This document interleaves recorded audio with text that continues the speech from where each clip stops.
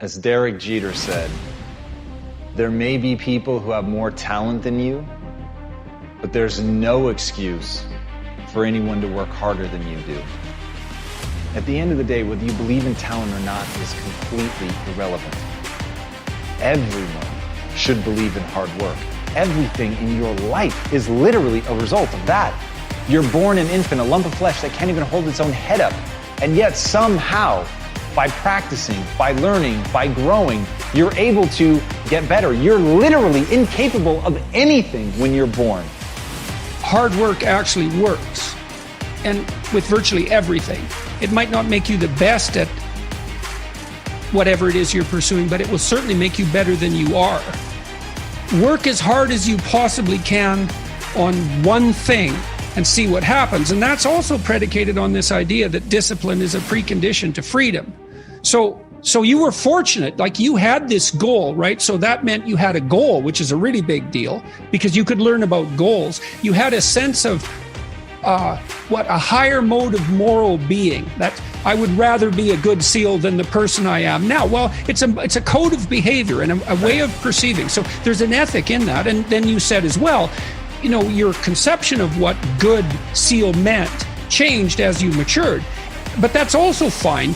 It wouldn't have changed unless you would have pursued that initial, only partially accurate goal. Where are you waiting on? See, you can't set up and wait in your bed every single day, depending on something to just happen, something to just fall out the sky. This is not how it works. It works when you work. It shines when you shine. What you willing to put in today? What you willing to give this world? You setting up asking your friends if you should do it this way and you should do it that way. But the reality is, you do it your way. You do it the way you dreamed of it. You see, a lot of people get discouraged when one person don't love their work. One person don't love their dream. Well, I got news for you, king and queen. It was never meant for them to understand. It was never meant for them to understand the vision that you have inside your heart. You aim at something, and then as you aim and you move towards it, you're going to find out why you're wrong. And then you might recalibrate your aim. And that's going to happen over and over, because as you move towards a goal, it recedes or it broadens, or it recedes and broadens, and otherwise you'd run out of things to do. So understanding that humans truly are an adaptation machine and that they are capable of acquiring any skill that they want, but it requires hard work. It requires that you do the reps. It requires that you put in the effort. And at the end of the day, the people that you're going to surpass are not going to be the people that have less talent than you.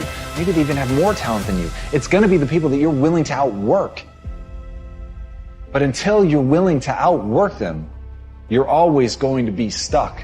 And as John Irving said, to do anything really well, you have to overextend yourself. And that's the key. If you want to put in an extraordinary performance, if you want to absolutely dazzle people, then you have to do something amazing. When you're working at your dream, somebody said the harder the battle, the sweeter the victory. Oh, it's sweet to you. It's good to you. Why? See, when it's hard and there's a struggle, see, what you become in the process is more important than the dream. That's far more important. The kind of person you become, the character that you build, the courage that you develop, the faith that you're manifesting. Oh, it's something that you get up in the morning, you look yourself in the mirror, you're a different kind of person. You walk with a different kind of spirit. People know that you know what life is, that you have embraced life. You know it was hard, but you did it hard. You've got to be willing to push yourself. You've got to be willing to go harder and farther than anybody thinks is reasonable or sensible. That's the path. And so the question is, can you be thought a fool? The question is, do you believe in something so much that you would put yourself at risk like that? The question is, can you face down everyone, including the weak voice inside of your own mind, to make the world come true that you want to see come true? Because at the end of the day, nobody's going to do it for you. So if you're a champion, keep going until it's done.